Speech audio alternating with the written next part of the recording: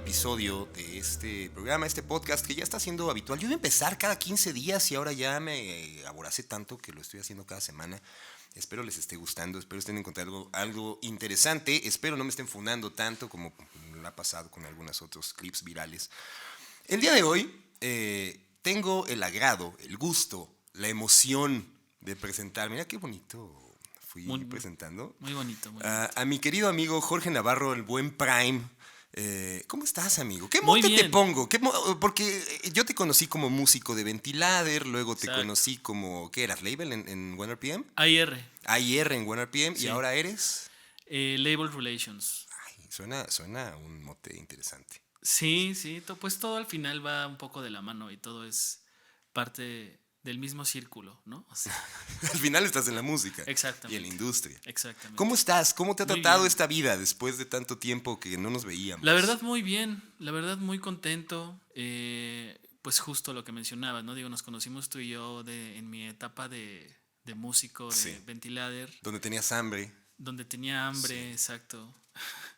Y bueno, justo pues la vida de músico me llevó a experimentar trabajos más de oficina, digamos, en OneRPM, donde fui a IR casi 6 años, y después ahora en YouTube, donde soy parte del equipo de la vertical de música, y justo llevo Label Relations, que es tal cual, pues la relación de YouTube hacia con los partners de música, ¿no? O sea, las disqueras, distribuidoras, disqueras independientes, etcétera. Ahorita hablamos un poquito más de Sí, eso. claro, claro. Pero qué interesante que sí te has rodeado de la parte de la música, porque yo conozco muchos músicos que se fueron a las agencias de publicidad o que hicieron otro tipo de cosas no tan relacionadas a la Claro. música, ¿no? Y al final, pues tú sigues ahí de aferrado. Sí, pues es que no sé hacer otra cosa. No sabes hablar de otra cosa, ¿no? No sé hablar de otra cosa. Ajá. Y sí, no, digo, también he tenido mucha suerte y también, pues he como sabido aprovechar las oportunidades que la vida me ha dado, ¿no? O sea, de alguna manera sí ha sido mucha suerte, pero también he trabajado mucho, ¿no? O sea, para que, pues sí, para que la gente confiara en mí, no nada más en la banda, sino también después en OneRPM y para que después confiaran en mí en YouTube. Es más fácil confiar en un músico siendo músicos. O los músicos decían, este güey lo conozco, pues al final no va. Porque también hay un miedo siempre, ¿no? Y más en la parte de disqueras, aunque OneRPM no era una disquera como tal. Claro. Pero sí, cuando le vas a ceder los derechos de tu música a alguien, pues siempre hay como un rollo de, ¡ay! ¿Qué va a pasar? 100%. Yo creo que sí, definitivamente creo que los músicos tienen mucho miedo. ¿Tú lo tenías? ¿Ventilador lo tenía?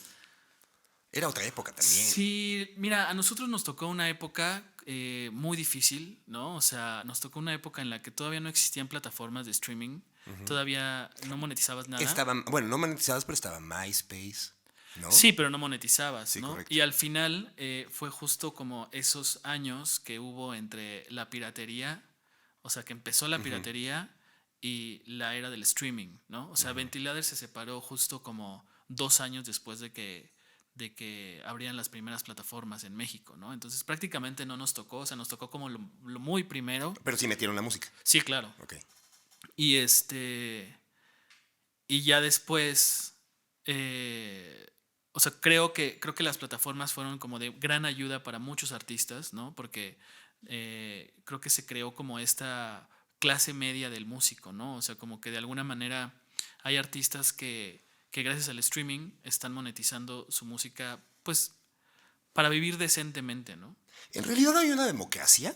O sea, es decir, sí es democrática la manera en la que puede llegar la música al usuario, teniendo en cuenta que existen, justo lo dijiste muy claro, la clase media y también está la clase privilegiada, Claro, ¿no? por supuesto. La de no me importa y sueno en todos lados todavía de la manera convencional y aparte también hago, digamos, como business con ciertas plataformas para poder impulsarlo. Por supuesto. Pero en esa clase media, como tú lo dices, ¿existe realmente una democratización o sí existen como ciertos privilegios de algunas de Pues algunos mira, artistas? yo te puedo hablar desde mi trinchera, digamos, desde YouTube, sí te puedo decir que es 100% democrática, ¿no? O sea, no hay un brazo humano o un botón mágico que pueda hacerle un boost a un video. ¿O un presupuesto? ¿No? Existen los ads, ¿no? Por supuesto. Pero manualmente, o sea, editorialmente, yo no puedo ir a YouTube y decir, quiero que este video lo vea más gente. Al contrario, o sea, es algo que la plataforma cuida muchísimo, ¿no? O sea, que justo uno de los lemas de YouTube es darle la misma voz a todas las personas que tengan un canal, ¿no? O sea, darle la misma voz y darle las mismas oportunidades y que el algoritmo también trabaje para que todos tengan la misma visibilidad conforme, pues obviamente los productos que van sacando, ¿no? O sea, cuantos más videos saques dentro de YouTube, pues más oportunidades vas a tener de viralizarte, ¿no? O sea, el contenido sigue siendo el rey, ¿no? Y entonces es muy importante que sepas usar la plataforma para que, y que tengas una constancia dentro de la plataforma para que obviamente el algoritmo trabaje a tu favor y para que también los fans, pues, te vean más, etcétera, ¿no? O sea, cada video tiene su propio algoritmo. Entonces, pues cada video es una oportunidad de viralizarte y de que te conozcan y de que te descubran. Entonces, desde este lado sí te puedo decir que eso me encanta de YouTube. O sea, es una plataforma que es muy justa y que sí busca darle la misma visibilidad a todos los creadores y a todos los artistas, ¿no? Empecé un poco perra, perdón, pero le voy a bajar esto, perdonen. Es que hay muchas cosas que quiero platicar contigo. No, pero Sí, en sí, realidad sí. somos amigos. Claro, claro. En realidad no se trata de ponernos en líos. Quiero hablar de tu parte de músico. Venga, Empecemos ahora venga. sí que por el inicio, ¿no? Porque déjenme contarles una historia. Nosotros nos conocimos, yo estaba produciendo unos videos que se llamaban Back to Basics, ¿te Claro, acuerdas? claro. Antes, Que hay una sesión que ya no está, que me güey, la gustaba tengo mucho. guardadita. Me La gustaba tengo mucho. guardadita por cuestiones de copyright. No, no. Ah, No, no, la verdad la tengo guardada porque yo tenía la intención de relanzar todo el contenido. Una cuestión de socios y ya claro, claro. sabes, la onda tú lo conociste, ese equipo. Pero Sí, sí. al final todos trabajamos de una manera y pues esa relación no siguió y pues yo decidí como, me quedé yo con ese contenido bajo, digamos, como el entendido de todos los demás. Pero sí quiero como darle un empuje, un boost, porque creo que sí es una manera también de que sirva como documentar esa parte, esa escena que a nosotros nos tocó, y a mí me tocó esa parte trabajarla muchísimo. Pero bueno, estas sesiones se hacían en los cuartos de ensayo y llegábamos a cuartos de ensayo de todo tipo. Y en ese entonces llegamos a un cuarto muy caluroso, un chorizo largo. No tan largo, ¿qué sería? No, no Como era tan largo, era un casa de quién, garage. la casa de quién era. Estaba aquí en Condesa, ¿no? Sí, de donde vivía Marrón. Ah, claro, claro, claro. Era un garage, Era un justo, garage tal cual, o sea, que justo. había un coche Y bien, cajas. exacto. Ujú. Y ahí se pusieron, ¿cuántos? ¿Eran ustedes? ¿Que eran, cuántos? ¿5? Éramos 5 y también me acuerdo que en esa sesión invitamos a una violinista. Exacto, a eso iba. Y una violinista que Sí, yo la verdad iba muy emocionado porque mi ventilador siempre me gustó y nunca nos conocimos, nunca tuvimos sí, nada sí, sí. de relación, pero a mí siempre me gustó. Y lo que estaban sacando en ese entonces era Astromelia. Astromelia, exacto. Astromelia. Y a mí todavía hasta el momento una referencia de una canción de esa etapa, yo siempre pongo Astromelia. Qué cool. ¿Cómo se da toda esta parte musical que yo siento que en algún momento estaba como en la efervescencia muchas bandas? No sé, corrígeme si me equivoco, pero era como la etapa en donde estaba Levarón, donde estaba como saliendo Porter, donde Reactor tenía todas esas bandas y tenían el radar también a Ventilader. Ujú. ¿Qué pasó con Ventilader? ¿Por qué no? Tenemos shows esporádicos, pero ¿qué pasó, güey? Yo como fan me O sea, pregunto ¿te refieres como por a... qué se separan o por qué dejan Ya, por qué dejan de generar música. pues ya teníamos 10 años juntos, ¿no? Y la pasamos muy bien, o sea, nos divertimos mucho, pero creo que también llegó un momento en el que nos empezamos a cansar un poco, ¿no? O sea, tener una banda es muy difícil. Tener una banda o sea, es tener una sociedad con 4 personas o con 3 personas donde muy probablemente, pues no todos piensen igual. Y donde cambian de parecer, ¿no? Conforme el Y tiempo claro, también. y también, pues todos van teniendo otras inquietudes, no nada más artísticas, sino de todo tipo, ¿no? Personales, ¿no? Este, entonces creo que ya estábamos un poco cansados. Habíamos también trabajado mucho los últimos años, ¿no? O sea, la banda tenía 10 años, yo estuve con ellos como 7 años. Después entró Gonchis y Nacho, que estuvieron yo creo que como 5 años o 6, porque entraron como al año de que yo entré.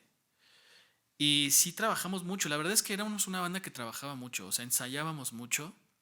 Pero también, o sea, como te decía, estuvimos en una época muy difícil, ¿no? O sea, si bien estaba Reactor, que nos ayudó mucho, ¿no? Tuvieron Vives Latinos, ¿no? Tuvimos 3 Vive Latinos, estuvimos en el último Corona Capital donde hubo Antes de que se volviera... Sí, mexicanos, sí, sí. exactamente. Pues tocamos en muchos lugares, ¿no? En South by Southwest, hicimos shows en toda la República, ¿no? Fuimos alguna vez a tocar a Nueva York. Entonces la pasábamos bien, eh, pero estábamos de alguna manera un poco cansados, porque yo siempre tuve la sensación como de que nos faltaba dar un último Pero llegaron a la escalón. disquera, ¿no? O sea, Sí, firmaron. firmamos con Sony Music el último disco, que creo que fue cuando mejor nos empezó a ir, como que empezamos a tener más visibilidad. También creo que la banda estaba sonando mejor que nunca. Marrón creo que estaba componiendo mejor que nunca también. Fue el primer disco que también hicimos con ayuda de un productor externo, que fue Leonel Claro. y Claro, Jules. Pero bueno, Leonel prácticamente hizo pues el 70-80% del álbum. Empezamos a trabajar con mucha gente muy talentosa externa, ¿no? O sea, no habían trabajado con un productor. No, nunca. O sea, siempre habían sido como Exacto. independientes. Entonces, estábamos muy contentos. Hicimos ese álbum que en lo personal es mi favorito también. Me gusta mucho. De hecho, o sea, lo pongo, ¿no? O sea, sí realmente de repente lo escucho y lo escucho con mucho gusto. Y Yo no, porque ahí se vendió. No, no es cierto. La verdad es que no lo recuerdo, güey. Pues sí era un disco definitivamente mucho más inclinado al pop, ¿no? O sea... No tiene nada de malo. Sí, no. O sea, nosotros estábamos muy contentos con cómo había quedado porque pues justo como que cruzamos esa barrera del home studio, ¿no? O sea, nunca habíamos tenido esa experiencia de grabar. Grabamos en los estudios de Sony, por ejemplo, que son estudios legendarios y con una sala gigante. Y nada que ver y una consola. con un garage. Ajá, exacto, ¿no? Entonces estábamos muy contentos y emocionados, pero también a la vez como que estábamos cansados, ¿no? O sea, ya teníamos mucho tiempo trabajando y pues todo se empieza a desgastar, la verdad, ¿no? O sea, creo que pues empezamos a tener, como te decía, otras inquietudes. Marrón como que tuvo esta idea de quererse mudar a Nueva York. Pues Gonchis estaba a full con trabajo, ¿no? O sea, Mercy también empezaba a tocar con otros proyectos. Y yo también tenía la inquietud como de trabajar en algo de la música, que afortunadamente se me dio muy rápido. Y fue eso, o sea, fue como así se dio la separación. Siempre seguimos siendo amigos, ¿no? O sea, desde que... O sea, no terminaron aventándose las cosas. No, para nada. De hecho, o sea, ese grupo de WhatsApp es el que sigue hasta hoy, ¿no? O sea... ¿Y cómo ha evolucionado? De memes y No, fíjate que es curioso porque es un grupo de WhatsApp que ha estado probablemente inactivo años y de repente alguien dice algo o de repente dice alguien como, escuché esta canción o me mandaron este video que escucharon la canción en Toluca, ¿no? O en donde sea. Y así fue justo gracias a ese grupo de WhatsApp que hace poco como que lo retomamos y teníamos justo como esa inquietud de volver a tocar sin ningún tipo de presión o sin ningún tipo de presunción, ¿no? Más que el objetivo de tocar. Sí, más que pasarla bien con nuestros amigos y con nuestra familia y con nosotros, ¿no? O sea, como Marrón tenía como unas ideas de unas canciones que de hecho ya lanzamos 2. Y no sé, o sea, como que regresamos muy a nuestro tiempo y muy así, ¿no? O sea, muy como con la idea de pasarla bien y de no tener ninguna presión de que si... O sea, al final pues seguimos, o sea, Marrón sigue viviendo en Nueva York y Gonchis pues está full con su trabajo, yo también, Mercy igual, ¿no? Entonces, la estamos pasando bien. Hicimos este show en el Bajo Circuito que la verdad es que también lo hicimos como sin ningún tipo de expectativa y se llenó, o sea, fue como muy bonito ver que había mucha gente, o sea, todos los que fueron se sabían todas las canciones. Okay.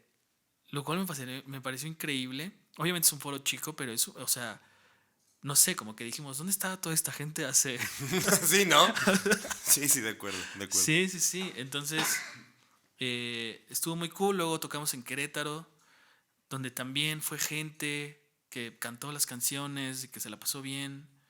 Entonces, nada, o sea, como que ahorita estamos regresando, pero pero sin ningún tipo de presión. Sin presiones del algoritmo. Exactamente, de Sin nadie, sí, de nada, sí. ¿no? Y no sabemos ni siquiera cuáles sean como los planes, ¿no? O sea, y la verdad es que tampoco nos preocupa, ¿no? O sea, Claro. no es como que queramos hacer de esto nuestro No, tienen cada quien fuente de ingresos exacto, exacto. o Que sí en algún momento lo pensaron, por supuesto. ¿no? O sea, yo creo que ese es el objetivo de cualquier artista, ¿no? Y creo que, o sea, digo, o sea, no de cualquier artista, pero creo que sí es un objetivo para seguir creando arte, ¿no? O sea, si tú te quieres dedicar a hacer música, pues tienes que tener un retorno para poder seguirla haciendo, ¿no? Sí, O porque sea, luego es un pozo sin fondo. exacto, y sinceramente,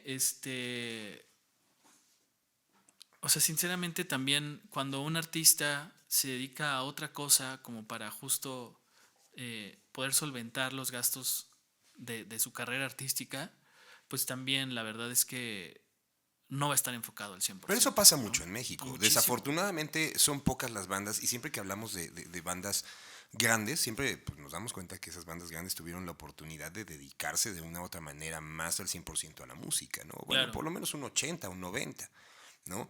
Y sí es un privilegio, güey, también la música. 100%. ¿No?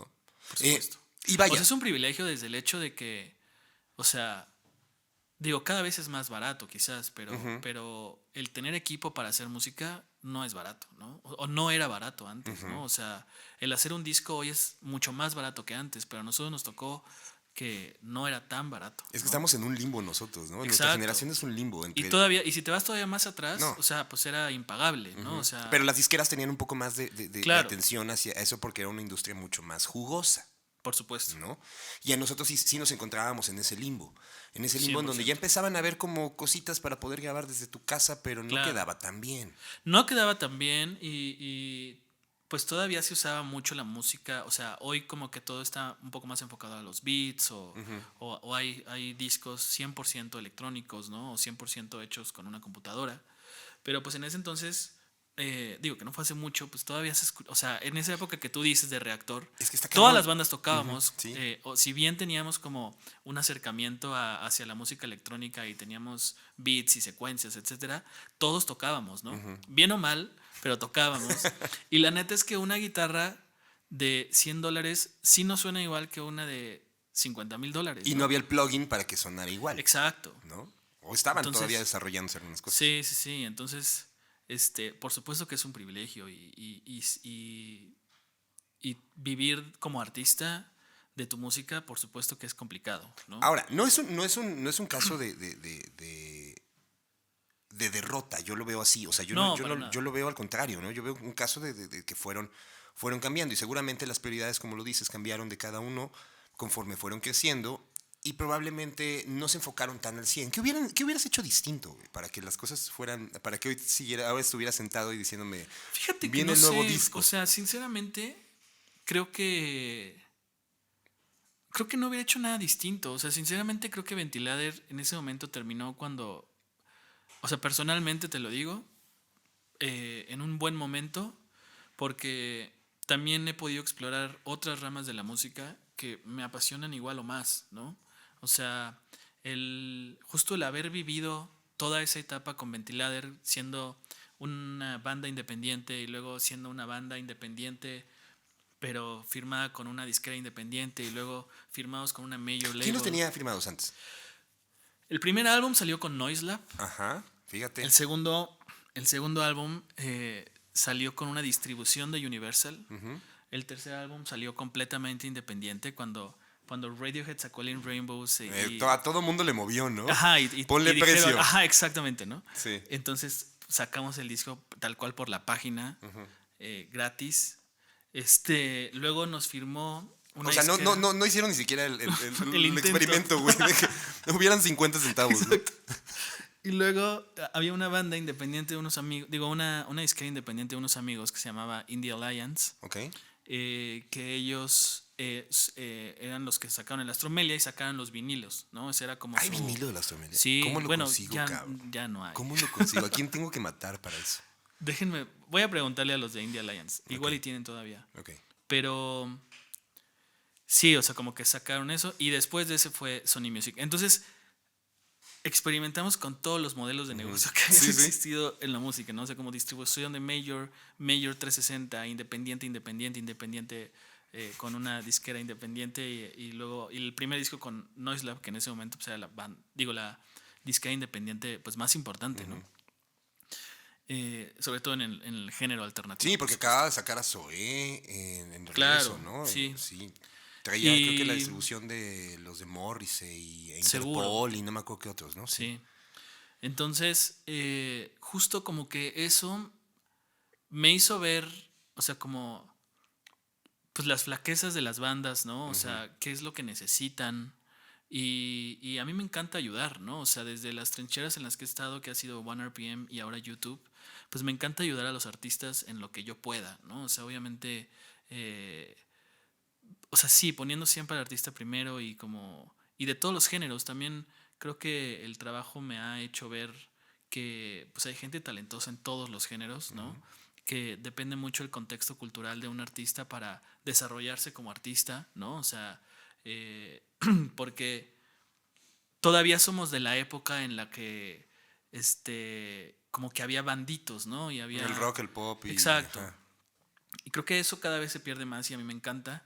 También me encanta que cada vez haya, pues, no sé, como que sí creo que cada vez hay más gente más talentosa y más preparada también, ¿no? O sea, creo que también fuimos una generación que sí tocábamos bien. Había obviamente gente muy, muy talentosa y que estudió muchísimo, pero pues la media no era como el gran virtuoso, ¿no? Claro. O sea, y hoy sí veo a gente como muy preparada, ¿no? O sea, gente que produce, que canta increíble, que compone increíble, muy autosuficientes, con que de repente hasta...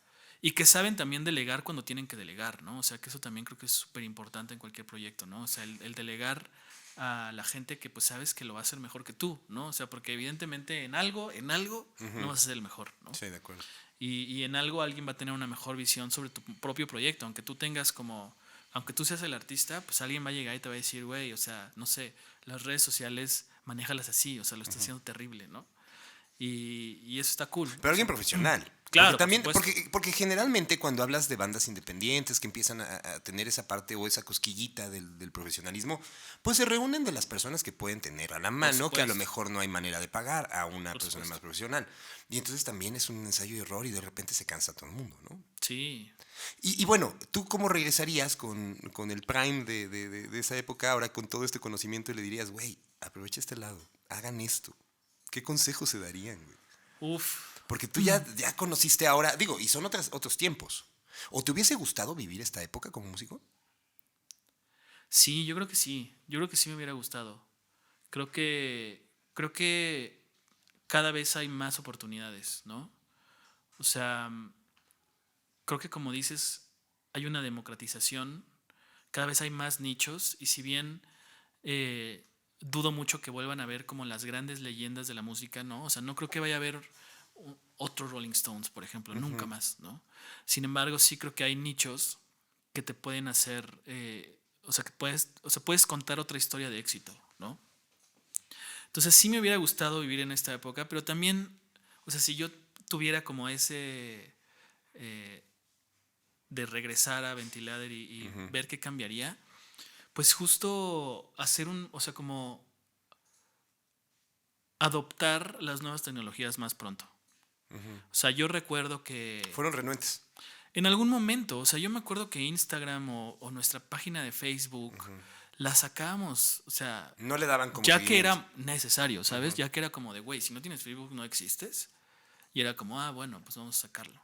Pero también es como muy común, ¿no? De los músicos. O sea, también como que no entienden, Ya sobre saqué todo mi canción. De esa época. Pues sí, exacto. Y me ha tocado ver cómo han evolucionado y de repente ya saqué mi canción. Ya anuncié que ya salió mi canción. Mañana vuelvo a recordar. En 2 semanas vuelvo a recordar y ya no saben qué hacer, güey. Exacto. No, o sea, ya les dices, publica, pues ya publiqué, güey. Y es que es muy complicado, o sea, la verdad es que las personas, y no nada más las personas que somos de esa época, sino también la gente más joven. Hay gente muy joven que no le gustan las redes sociales, ¿no? O sea, no es cierto eso de que la gente muy joven nace sabiendo usar shorts, ¿no?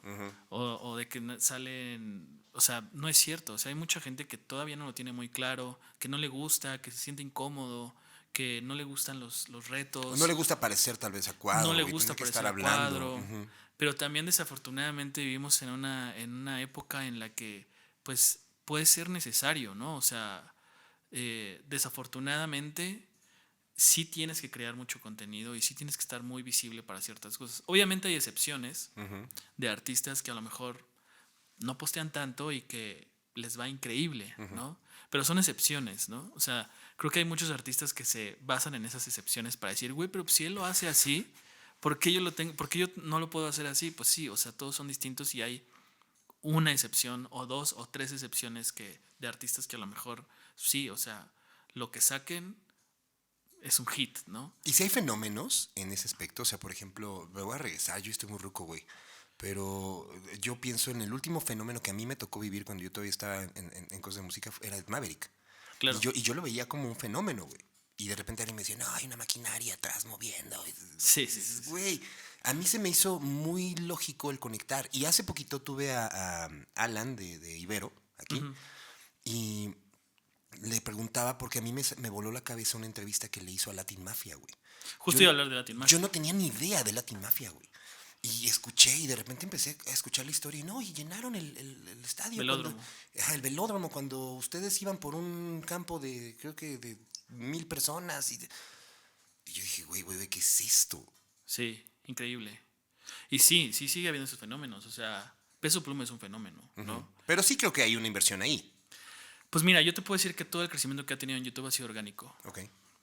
O sea, y definitivamente yo también he visto muchos proyectos con mucho dinero detrás que no pasa. Que no funciona. O sea, el dinero no es la clave tampoco para pegar un proyecto, ¿no? Sí, o sea, definitivamente. Si tienes buenas canciones, sí, ¿no? Sí, porque la esencia es la música. Y también, o sea, es curioso, porque en realidad las dos canciones más famosas de Peso Pluma, o las dos que hicieron que creciera su carrera, pues fueron canciones que no eran de él, ¿no? O sea, se montó a dos colaboraciones que, pues la vida le dio la suerte de que fueron hits globales, ¿no? O sea, ni siquiera fueron en México, o sea, fueron hits en todo el mundo y creo que le ayudaron mucho, ¿no?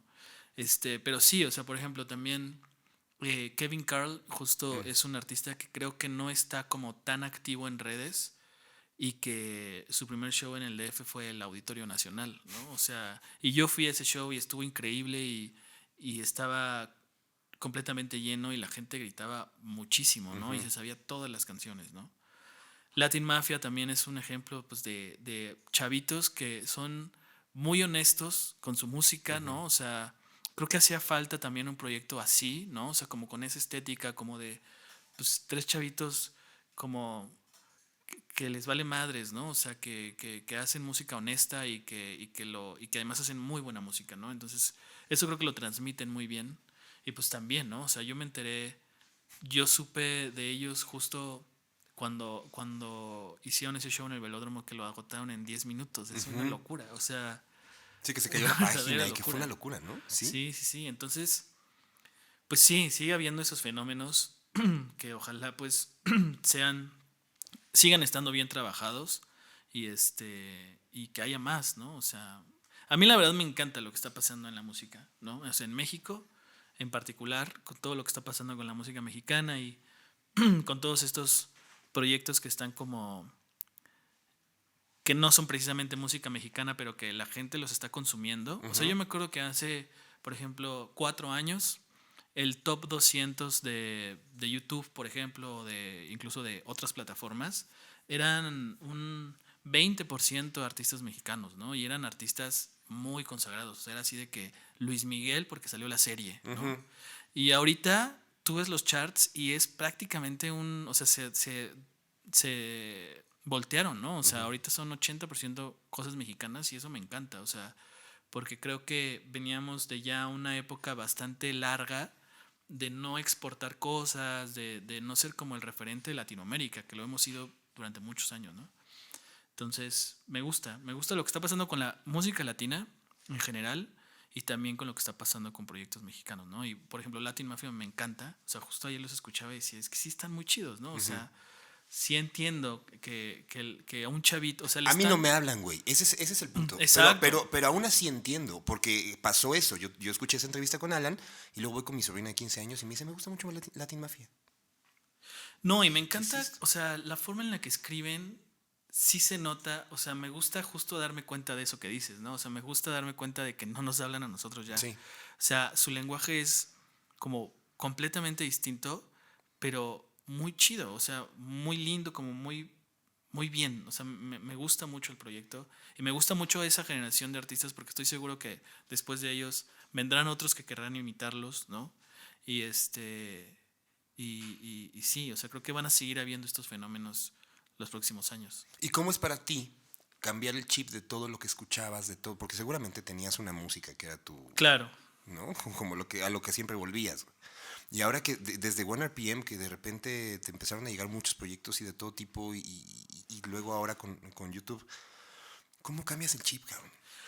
Pues creo que, o sea, creo que ¿Y no. cómo lo entiendes? También ese es otro punto, porque Claro. yo no sé si en su trabajo también es el rollo de decir, ya no existen esas épocas, pero el rollo de decir, esto va a pegar, güey. No, o sea, no, nosotros no tenemos decisión sobre lo No, que no, va no, a no, no, pegar. no, pero me refiero más bien como anticiparte a, o sea, como decir, Pues en güey, esto va por un OneRPM era buen un camino. poco eso, ¿no? O sea, en OneRPM pues sí tenías el trabajo de repente firmar cosas que creías que iban a pegar, ¿no? Y creíamos que iba a pegar. Exacto. Este, pero en realidad creo que yo nunca tuve que cambiar un chip, ¿no? O sea, creo que fue una evolución muy natural en mí, ¿no? O sea, yo justo empecé como a conocer. Creo que a mí o sea, si hay como un momento, es cuando empecé a conocer artistas, o sea, ya directamente, que estaban en otra onda, ¿no? Y fue como, ok, o sea, y ver que sí son muy talentosos, y ver que sí tocan increíble la guitarra, y que sí componen increíble, y de que y cantan increíble también, y que se meten al Pro Tools y te hacen lo que quieran, ¿no? O sea, ahí fue cuando empecé a entender que pues sí, o sea, que no le puedes pedir a una persona que nació en Culiacán que haga, no sé, Britpop, ¿no? Cuando toda la vida, pues, creció escuchando corridos Claro. o creció Y su escuchando. contexto era ese, güey. Sí. Exactamente.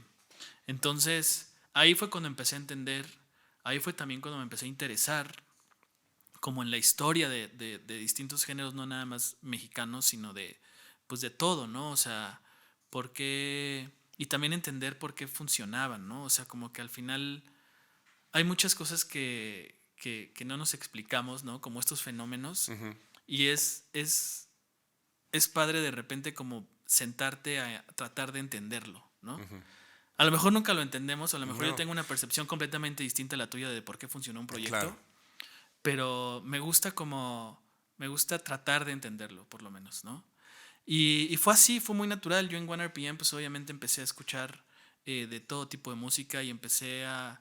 También de repente, cuando trabajas muy de cerca con ciertos proyectos, te empiezas como a Te encariñas, ¿no? involucrar y encariñar. Y ya no se vuelve tan objetivo, Exacto. ¿no? Y empiezas como a encariñarte con proyectos y como te das cuenta de que pues todos el género que estén tocando pues están, o sea, tú estuviste ahí, ¿no? O sea, tú estuviste ahí Te ves como, reflejado. claro, o sea, como en la lucha, ¿no? Porque las cosas con tu música funcionen. Y eso es algo que también me gusta mucho. Y entonces creo que fue algo muy natural, o sea, como que empecé a entenderlos a todos los artistas y empecé a darme cuenta de que pues todos tenían cosas muy chidas y de mucho valor, ¿no? Y estuve muy contento en OneRPM, la verdad. O sea, sí conocí proyectos increíbles, ¿no? O sea, me enamoré de proyectos increíbles, firmamos cosas increíbles también. En algún momento teníamos mucho hip hop, por ejemplo. Pero Este, también una parte fuerte era el regional, ¿no? era más fuerte el hip hop. Ok. En OneRPM era como, supongo que hasta la fecha, pero hubo una época en la que tuvimos al mismo tiempo a Charles Sanz, a Alemán, a Jera MX, a Tino, a Longshot, a Sabino, o sea, Todo. al mismo tiempo, ¿no? Entonces, definitivamente fue una época donde el hip hop, bueno, sigue siendo muy importante, creo que más bien fue una época que nos tocó como esa evolución del hip hop al mainstream, ¿no? Hoy pues son artistas todos que hacen venues grandes y que pues, Menos Longshot, que prefieren no hacer venues grandes. Exacto. ¿No? Pero Y hacen colaboraciones con artistas mainstream también. Entonces es muy interesante. Nos tocó una época muy cool también como del descubrimiento de esos géneros, ¿no? Y no estoy diciendo que haya sido gracias a 1RPM, fue gracias a que... no, es la ellos efervescencia. empezaron, claro, La efervescencia también. O sea, cuando pasa algo, puede ser 1RPM, puede ser alguna exactamente. otra. O sea, pero O sea, nos tocó estar ahí más exacto, bien, ¿no? O sea, nos tocó estar ahí y ver muy de cerca, pues, cómo esos artistas traían cosas distintas y estaban funcionando muy cañón, ¿no? Y nos tocó verlo muy de cerca y fue muy cool, ¿no? O sea, fue padre. Así como a ellos, pues también como hubo una escena de cantautores también que muchos siguen, ¿no? O sea, pues como Daniel Me Estás Matando, como Silvana Estrada, o Los Rumberos, Marco Mares, ¿no? O sea, como toda esta ola de cantautores que también, pues en su momento apoyamos mucho.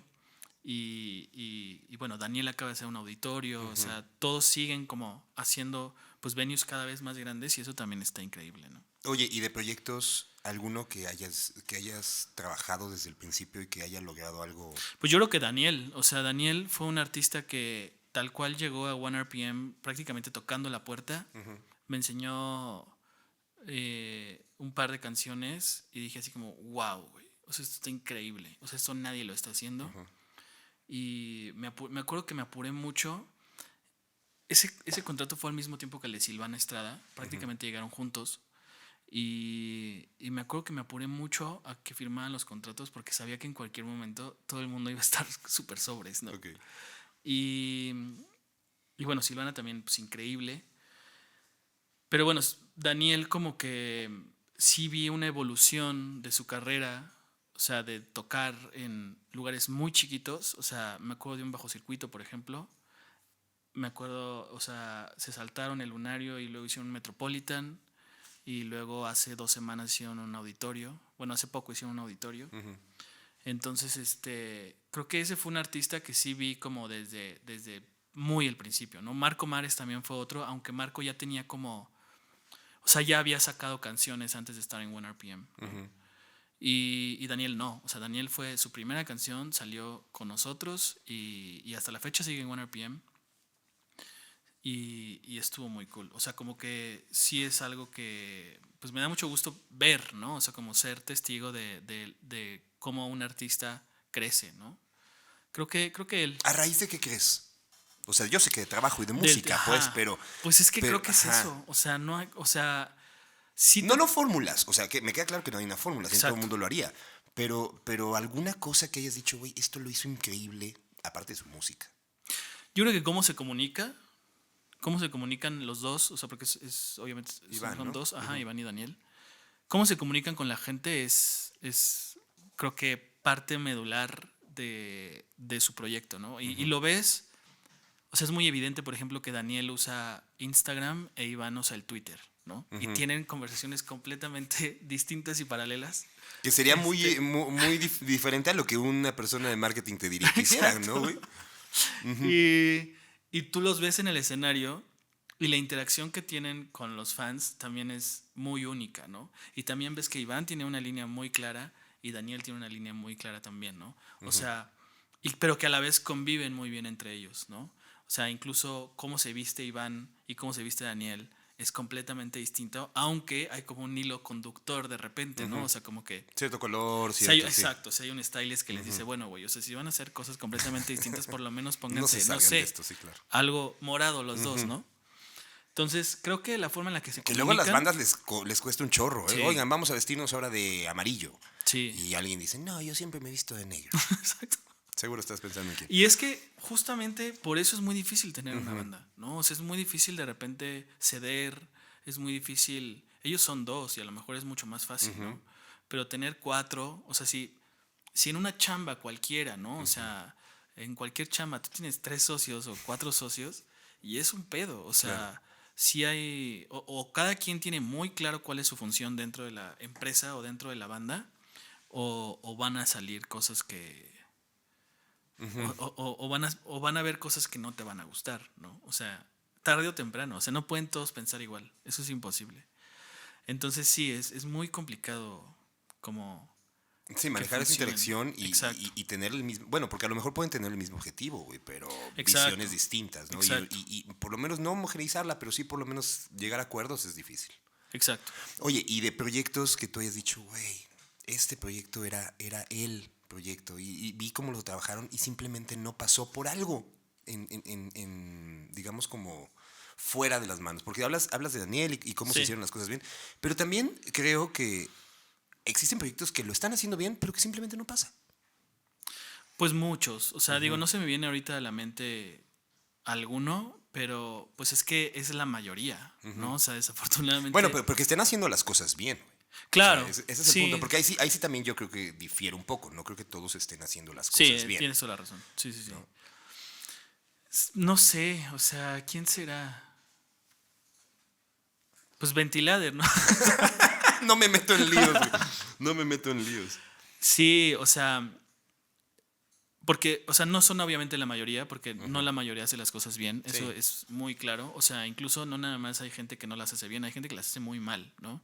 O sea, de entrada hay mucha gente que no es honesta con sus proyectos y eso creo que es el peor error que puede haber en cualquier artista, ¿no? O sea, sí hay muchos proyectos que de repente dices como, o sea, ahora estás haciendo este tipo de música porque esto está Me quiero pegando. subir, ajá. Ajá. O sea, eso está terrible, ¿no? O sea, y no me refiero como a ser un artista consagrado y de repente decir, pues voy a echarme una norteña, ¿no? No, o sea, artistas que realmente están emergiendo y que cambian de género de acuerdo a lo que está pasando para ver si funciona su proyecto, ¿no? O sea, eso hay mucho, definitivamente. Pero existe en todos los ámbitos Por de la supuesto. creación de contenidos, por ejemplo. Supuesto. ¿No? Y, y también hay mucha gente que, pues, pues sí, como que no conecta con nuevas tecnologías, que no conecta con hablarle a una cámara en modo selfie, ¿no? O sea, yo, por ejemplo, no puedo agarrar un celular y hablarle a mi celular. ¿No y lo decir, haces, güey? No, no puedo, o sea, me cuesta mucho trabajo. O sea, me encantaría poder hacerlo y me encantaría, no sé, bloguear en mis historias o en un canal de YouTube, pero no puedo, o sea, a lo mejor sí lo hago con práctica. Sí, todo se aprende. Todo se Claro, aprende. pero no sé, o sea, algo que me incomoda y que así como yo, pues hay muchos artistas que pues como que nunca le entran y que a lo mejor eso es parte del por qué no funcionan. Pero sí te puedo decir que del top 10 de videos que yo veo ahorita en el top 10 de YouTube o en el trending de YouTube, todos son artistas que trabajan demasiado. O sea, son artistas que de verdad están todo el tiempo generando contenido o haciendo canciones que son muy honestos con lo que están haciendo y que no paran, ¿no? O sea, eso está increíble. O sea, y lo veo también incluso con creadores de contenido, ¿no? O sea, ve los creadores que están funcionando más y son creadores que están haciendo demasiado contenido, ¿no? O sea, es muy increíble. Desde la época en la que nace YouTube, para mí me queda muy claro. Yo trabajé con una youtuber en algún momento. De hecho, trabajó para mí en un proyecto que pagado y luego hicimos un proyecto en conjunto. Pero yo me acuerdo que ella decía la constancia, güey. Sí, 100%. O sea, solamente la única manera de pegar es ser constante. Y en esas épocas, yo no sé si sigan ahorita, pero yo me acuerdo que en esas épocas en YouTube tenían lunes de algo, miércoles de algo y viernes de algo. Y yo decía, güey, no mames, ¿haces 3 videos? Para mí era un chorro. Si yo hago esto una vez por semana y ya no sé cómo Pero bueno, sacarlo. ya a lo mejor son canales que ya son sustentables. En ese entonces todavía no. Ok. O sea, en ese entonces lo hacía, pero llegó un momento en el que sí lo fue, Claro. ¿no? Entonces creo que justo para mí el discurso siempre es ser constante, güey. Sí, Al 100%. final creo que siempre, ahora sí que solo el más apto sobrevive. Eso Sí. es un hecho en la música, en prácticamente en todo. Pero para ser el más apto tienes que trabajar, cabrón, Sí. ¿no? Oye, Y también, cuanto más trabajas, mejor te haces en lo que estás haciendo, ¿no? Claro. O sea... Pero ¿quién te dice que lo estás haciendo bien? O sea, también eso. O sea, yo sé que la respuesta No, pues yo de la creo que el gente... termómetro es la gente, claro. Sí, sí. Pero si, por ejemplo, tienes a 10 personas y esas 10 personas te acompañaron durante 3 meses, güey, y te Claro. están diciendo lo estás haciendo bien. Creo que también tiene que llegar a un punto de autocrítica, ¿no? O sea, de decir, o sea... Y creo que fue un poco también lo que pasó con Ventilader. O sea, fue como... Creo que todos pensábamos en... O sea, sí está chido lo que hacemos. O sea, sí creemos en lo que hacemos. Sí estamos... O sea, sonamos muy bien en vivo. tratamos de, en la medida de lo posible, postear, ¿no? Pero había algo que decías, o sea, si esto ya no funcionó, pues ya, ¿no? O sea, y no pasa nada, ¿no? O sea, yo creo que es como cualquier, o sea, yo creo que lo deberían de ver como cualquier empresa, ¿no? O sea, si una empresa a los 3 años no es rentable, pues ya, o sea, o cambia de negocio o, o darle un giro, no sé, o sea, tienes que tomar decisiones también que más allá de la esperanza de, no, pero yo, ¿sabes qué? Es que esta canción ahora sí va a funcionar, ¿no? O sea, y suena crudo, pero creo que así es. O sea, creo que como cualquier proyecto, empresa, etcétera, pues tienes que tener como metas, tienes que tener un plan y una estrategia, objetivos, y pues si no se llegan a esos objetivos, pues ver qué cambias para lograrlos, ¿no? O qué cosas vas a replantear de tu proyecto para que ahora sí funcione, ¿no? Creo que va mucho por ahí y que haya autocrítica y que en algún momento puedas decir, oye, ¿sabes qué? O sea, ya replanteamos, hicimos esto, hicimos todo lo que teníamos que hacer, todo lo que estaba en nuestras manos para lograr que este objetivo funcionara, que este proyecto funcionara, y no funcionó, pues ya, o sea, necesitamos reinventarnos, ¿no? Porque luego se convierte en un pozo sin fondo. Por Tanto supuesto, emocional como de dinero, por supuesto. ¿no? Cuando lo toman, digamos, como de una manera profesional, llamémoslo así, y empiezan de repente que si el video, que si la producción, que si... Se convierte en un pozo sin fondo y no hay manera de... Y también seguramente hay proyectos que de repente funcionan y que no saben cómo administrarlos, ¿no? O sea, que de repente es como de, ay, pues es que hicimos una gran canción. Digo, sinceramente no se me viene a la mente ningún proyecto así, pero estoy seguro que pasa. Yo sí tengo varios, pero no lo voy a decir en vivo. Pero o sea, que seguramente hicieron una canción que funcionó, que a la gente le encantó y de repente fue como, Y ya estaban ahí, ¿no? Ya estaban ahí ¿y ahora en qué la hacemos, conversación. no? Sí. ¿Ahora qué hacemos con esto, no? Y, y sí, creo que es clave todo desde un principio hacerlo con objetivos, con planeación, con una estrategia, con tener muy claro qué es lo que quieres obtener, cuáles son como los alcances, cuánto se puede invertir, cuánto no, ¿no? Creo que eso es súper importante y creo que muchas bandas o muchos artistas no se lo plantean desde un inicio, ¿no? O sea, incluso todas las plataformas, o sea, YouTube, o sea, tienes una aplicación de YouTube Studio donde tú te metes y puedes ver todas las analíticas y cada vez hay más analíticas y cada vez hay más información que es muy valiosa para cualquier creador y para cualquier artista. Y no es tan sorprendente saber que artistas no checan sus analíticas, ¿no? Y es muy importante, o sea, es como, o sea, si no estás viendo cuánto estás creciendo o cuánto estás decreciendo. ¿Y por qué? ¿Y por qué? Pues no, o sea, no puedes tener ningún proyecto o ninguna empresa, yo también lo, pues a ciegas, ¿no? O sea, yo también lo veo como cualquier proyecto, ¿no? O sea, ¿por qué quieres hacer este proyecto? ¿Cuál es como, o sea, ya sabes cuál es tu audiencia y de esa audiencia ya la entendiste, o sea, ya sabes qué es lo que quiere esa audiencia, ¿no? O sea, como que creo que hay muchas cosas que no se plantea el artista, quizás porque es algo que en un inicio, pues en el papel no es algo que le tenga que corresponder al artista, ¿no? O sea, el artista pues debe de hacer arte y debe de hacer música en este caso. Pero bueno, vivimos en un mundo en el que pues hay ya muchas herramientas que pues te pueden ayudar en tu proyecto, ¿no? Quiero ahondar en esa parte, pero primero quiero ir a la parte complicada del artista cuando dice o cuando habla de plataformas, siempre habla de la monetización.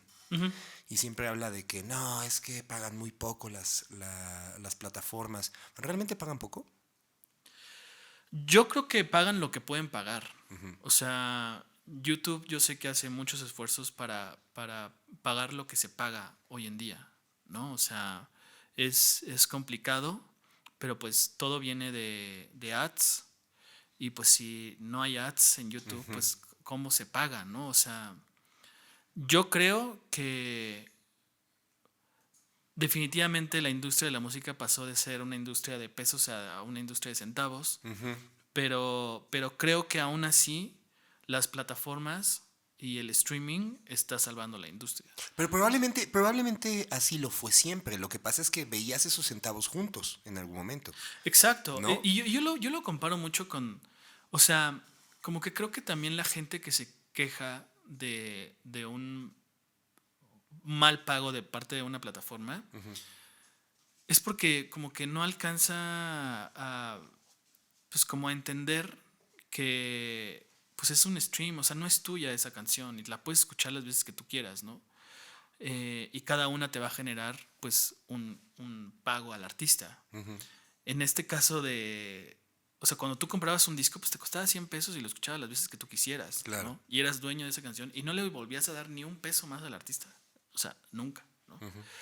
Entonces, creo que sí funciona. O sea, creo que obviamente a todos nos gustaría ganar más dinero y que hubiera más dinero dentro de la industria y que los artistas fueran mejor pagados, pues por supuesto, ¿no? O sea, a todos nos encantaría. Y, y creo que sigue creciendo.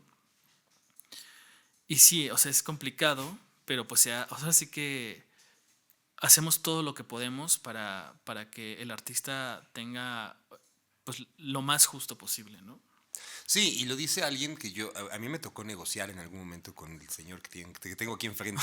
Señor, porque ya somos de otra generación, güey. Yo un poco más grande que tú, pero sí me tocó negociar. Y me acuerdo que era muy justo, güey. Y yo me acuerdo que tú decías, güey, nosotros estamos pensando que esta es la mejor manera. ¿Por qué? Porque analizamos y creemos que el retorno de inversión puede ser así y a ustedes les va a funcionar por esto y esto. Sinceramente, creo que la manera en la que tú te diriges, o por lo menos en esa época te dirigías a lo que a mí me tocó vivir directamente, era muy honesta, güey.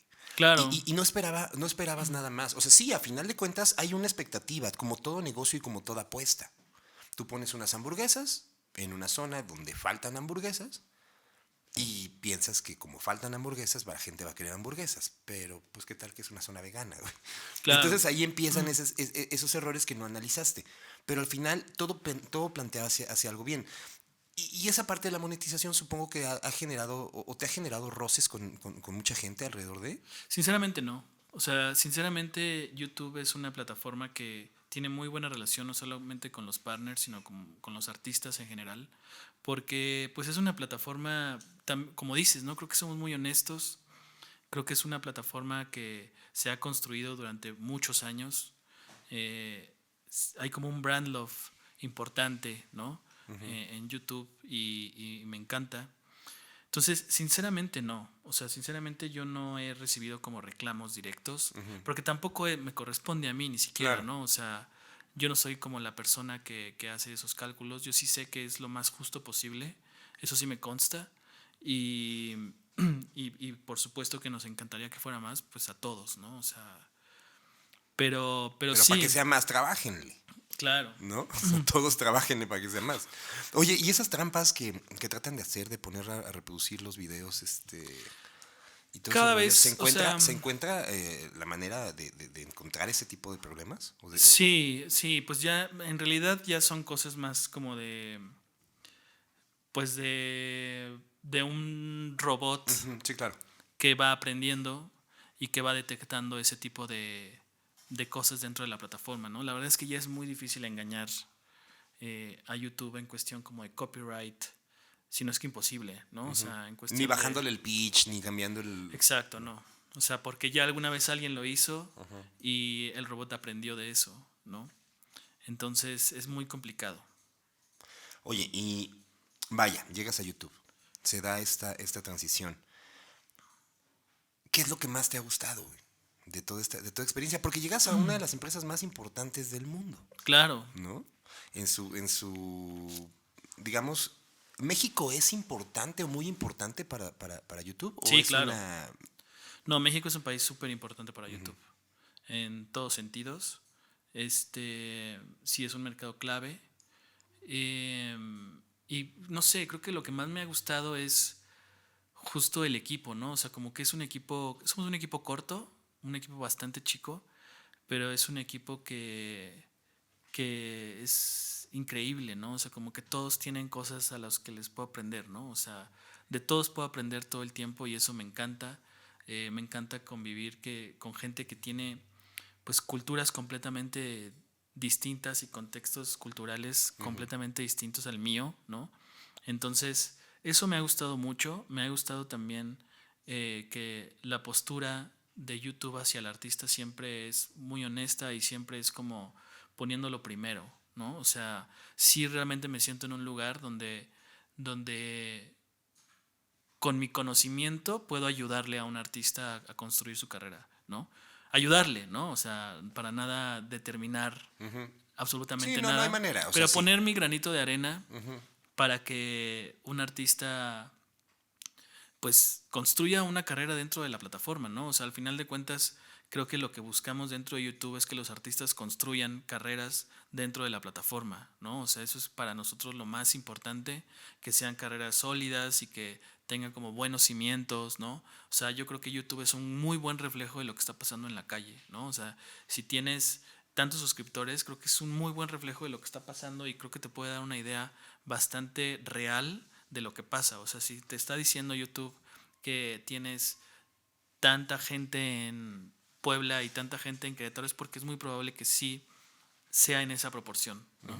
Entonces eso me gusta también, me gusta mucho, me gusta como la visión que tiene la empresa, como los objetivos que tiene la empresa también me gusta. ¿Es la plataforma más grande en la que se consume música? No sé, esto sí.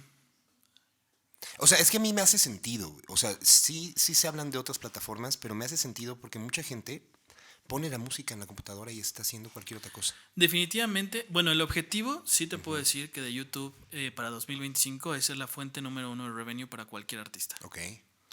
Eso es algo que es un objetivo que tenemos desde hace ya algunos años y que estamos trabajando todo el tiempo para lograrlo, ¿no?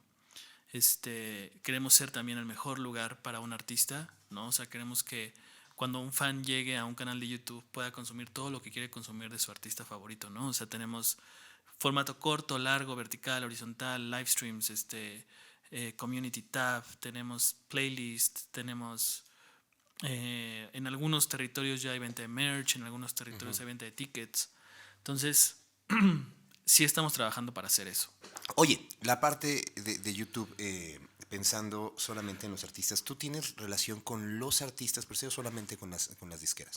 Pues, o sea, mi trabajo es llevar la relación con las disqueras. De hecho, tengo una compañera que es Andrea Barbosa, que ella, su labor es justamente Artist Relations, entonces ella lleva la relación con los artistas y las artistas.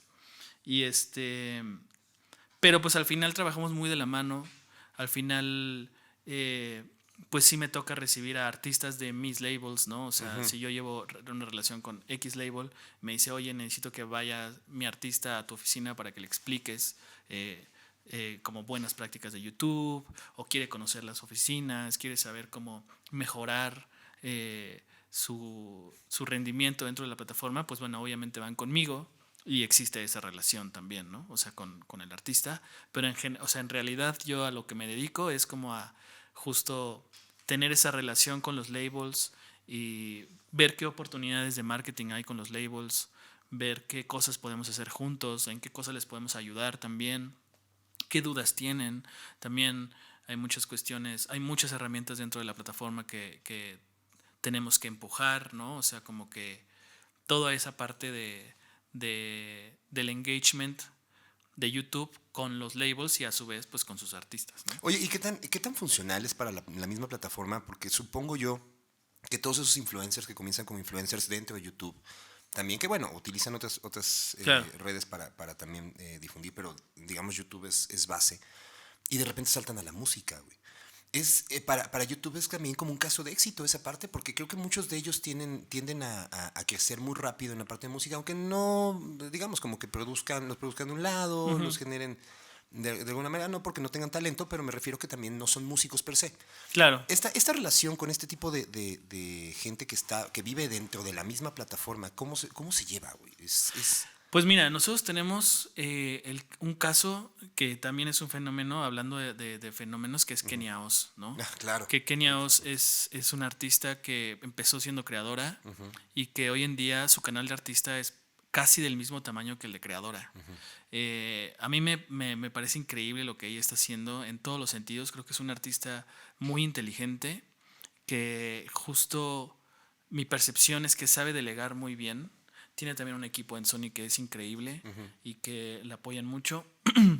Entonces creo que ese es un gran caso de éxito de una creadora que se volvió artista o que siempre fue artista, pero que empezó a hacer música después de que se hizo muy famosa como creadora. Creo que ese es un caso muy, muy claro, ¿no? O sea, de que obviamente pues nos encanta que la gente le vaya bien en la plataforma, ¿no? O sea, independientemente si fueron creadores o no antes, no es como que tampoco nosotros estemos impulsando que el creador haga música, ni mucho menos. O sea, más bien. Como que se está dando un paso natural, ¿no? Como que Pues en su sí, mayoría. creo que el ser músico siempre va a tener como cierto coolness, ¿no? Ok. Y cierta nivel de. O sea, como que es muy aspiracional. Entonces, pues sí, o sea, creo que un creador es muy normal que si tiene inquietudes artísticas y tiene un fandom de 5 millones de suscriptores en una plataforma, pues diga, pues ahora quiero hacer música, ¿no? O sea, y está bien, o sea, el punto es que se rodeen de la gente, bueno, primero que lo hagan honestamente, porque creo que eso es, volvemos a lo mismo, ¿no? O sea, que sean honestos y que no lo hagan nada más como, pues por las razones incorrectas. Sí, yo lo siento más bien como una cuestión de chispa, no una cuestión Exacto. nada más. Ajá, o sea, Que lo digamos, hagan honestamente y que también pues se rodeen de gente pues que les va a ayudar, ¿no? O sea, y también si lo ven como negocio está bien, güey. por O sea, supuesto, al final, qué mejor es todos vivir de lo que hacemos y de lo que por nos supuesto, gusta, ¿no? Y más 100%. si existe una plataforma como Y YouTube. sí, y también, o sea, porque lo veo del otro lado, ¿no? O sea, como que creo que hay que ser honesto y también hay que ser muy frustrante de repente para un artista que tú siempre quisiste ser músico y la vida te empezó a llevar a hacer vlogs y seas súper famoso y no puedas ser artista solo porque eres influencer, ¿no? O porque eres creador. O sea, eso debe ser también duro. Entonces, pues más bien que tengan la libertad de hacer lo que quieran, ¿no? O sea, creo que Que va creo que por esa es ahí. la parte interesante de YouTube. Cuando empezó a generar esto, pues hagan contenido. Claro. Al final se vive del contenido en esa parte, ¿no? Y generan contenido. Eh, ¿Cuál es el video más visto ahorita en YouTube en cuestión de música? Uy, qué buena pregunta. Pero yo me quedé en el Gangnam Style, pero puta, güey, eso fue hace... Estoy casi seguro que es Despacito, Ok. pero tendría que corroborarlo. Me hubiera venido preparado con esos datos. Fíjate, te voy a mandar al rato, güey, para la próxima te voy a mandar Exacto. la hoja de prensa para que... Sí, De preguntas, más bien. sí hay. Bueno, tenemos también los reconocimientos, ¿no? Que son a los 100,000 suscriptores, al 1 millón y a los 10 millones. 10 millones, por ejemplo, tienen en México Cristian Nodal, tiene Cártel de Santa, recién llegó Santa Fe Clan, hay un par por ahí que están a punto de llegar también, Hash, Rake, pero sí, esos los tengo como más claros que en cuestión de views, pero estoy casi seguro que es Despacito. Oye, y en otras plataformas no importa tanto los seguidores, porque como que apremian también a generación de contenido y lo muestran. En YouTube sí hay que empujar hacia los suscriptores, o también ya está generando este rollo que el algoritmo, no importa cuántos suscriptores tengas, le vas a llegar a X gente. El algoritmo siempre te va a mostrar a gente que no es precisamente tu suscriptor, ¿no? Ok. O sea, de eso se trata un poco. Pero sí, por ejemplo, Shorts es nuestra herramienta de descubrimiento que lo que busca es suscriptores. O sea, lo que busca la herramienta de Shorts es que te descubran y se suscriban a tu canal, ¿no? Obviamente, un suscriptor, pues es mucho más fácil que te lleguen notificaciones de tu canal favorito, ¿no? Entonces, por eso es que existe este botón, pero obviamente el algoritmo ayuda, obviamente priorizando los suscriptores, pero ayuda, por supuesto, a que te vean también en la plataforma, ¿no? O sea, gran porcentaje de cualquier video dentro de la plataforma es generado por el algoritmo, o sea, por el descubrimiento, por el recommended by, ¿no? Entonces, sí es importante empujar a tener suscriptores, pero también, obviamente, YouTube siempre te va a dar como esa ayuda de que somos una herramienta de una plataforma donde queremos que te descubran, ¿no?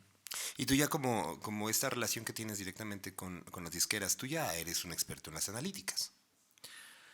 Pues sí. ¿O has ido descubriendo de repente cosas así de, no mames, ya me explicaron esto y esto qué significa o qué está pasando por ahí? Pues, o sea, sí sé leer muy bien las analíticas. Cada vez tenemos más analíticas y también hay cosas que pues cuestan más trabajo de entender. Pero sí, ¿Sí crees que existen cosas fortuitas? ¿En qué sentido? En que se vuelvan virales por de una manera fortuita, no tanto por... Sí, claro.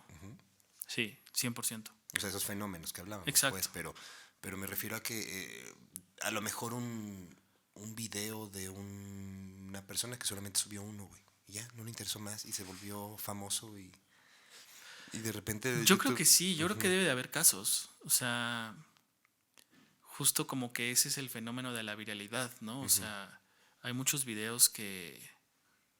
Por ejemplo, hace poco hubo un video, que no me acuerdo dónde lo vi, pero donde el papá le entregaba como una placa de los 100,000 suscriptores a su hijo que él había hecho. Y obviamente su hijo tenía, no sé, menos de 50 suscriptores, pero esa foto se hizo viral y su video sí llegó a los 100,000 suscriptores en un día, ¿no? Voy a poner aquí mi placa, güey. Lo voy a mandar a hacer a Santo Domingo. ¿Dónde será?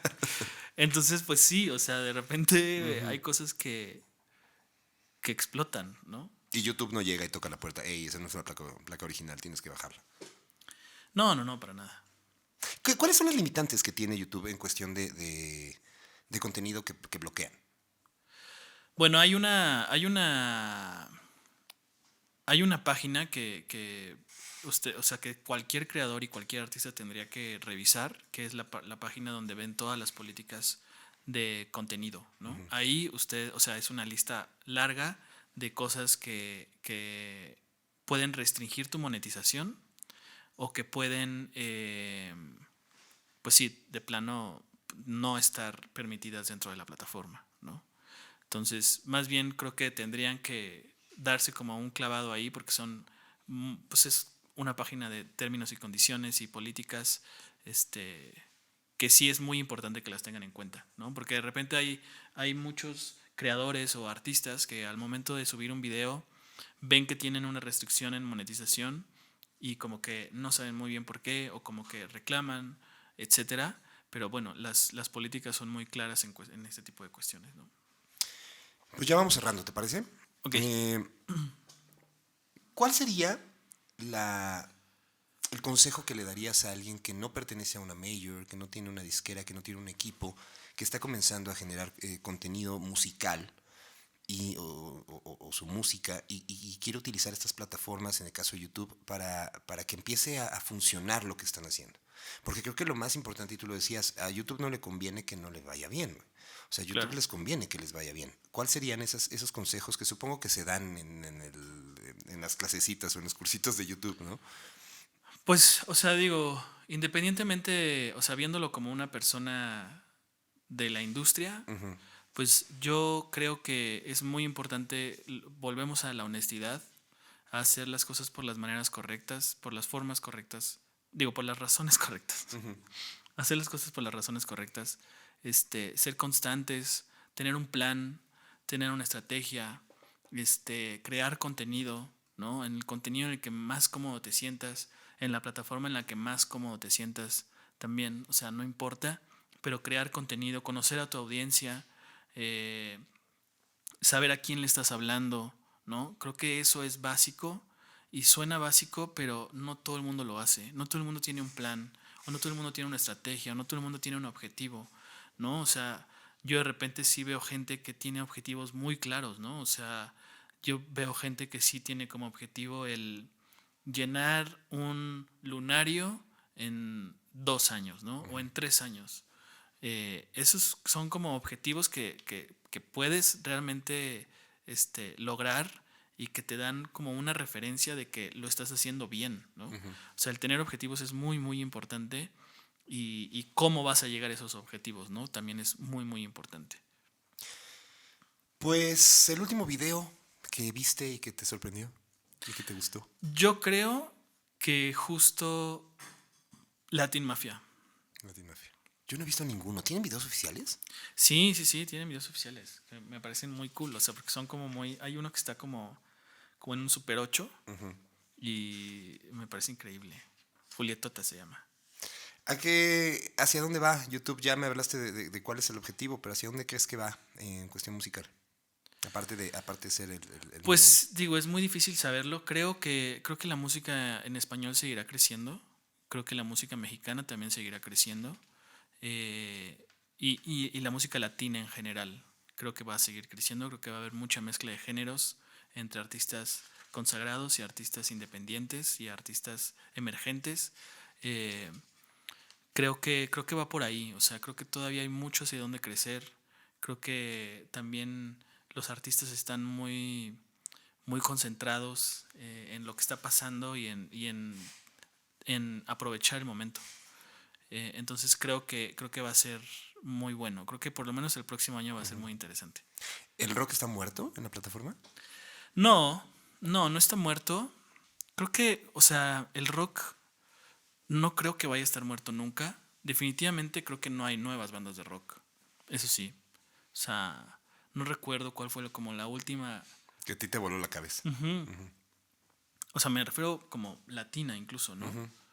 O sea, obviamente hay muchas bandas de rock y hay muchas bandas que siguen muy vigentes, pero me refiero como nueva, ¿no? O sea, que haya nacido, no sé, del 2018 para acá, no recuerdo una.